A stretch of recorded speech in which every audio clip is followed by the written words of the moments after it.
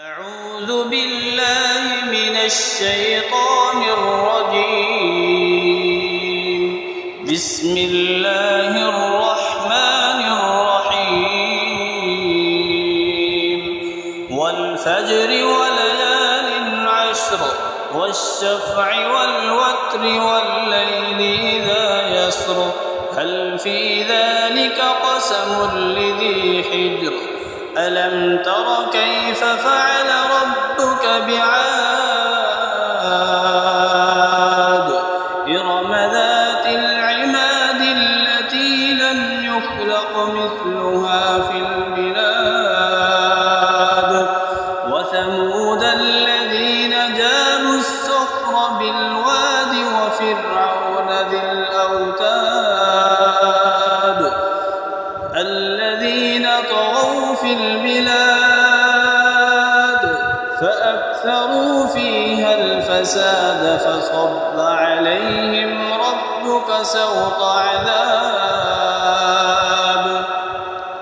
إن ربك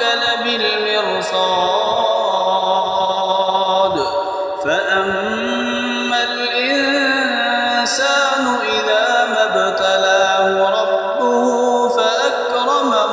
ونعمه فيقول ربي أكرمن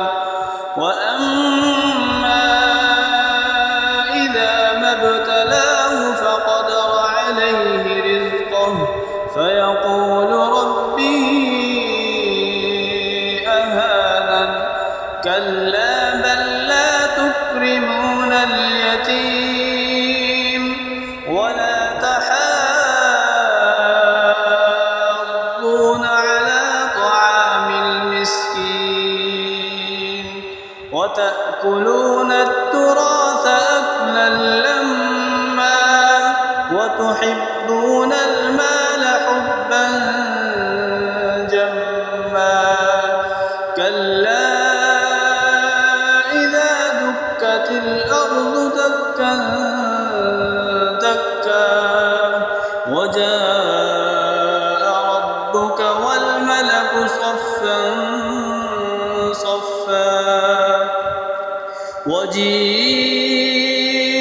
يومئذ بجهنم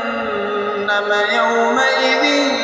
يتذكر الإنسان وأنى له الذكرى يقول يا ليتني قدمت لحياتي فيومئذ لا يعذب عذابه أحد ولا يوثق وثاقه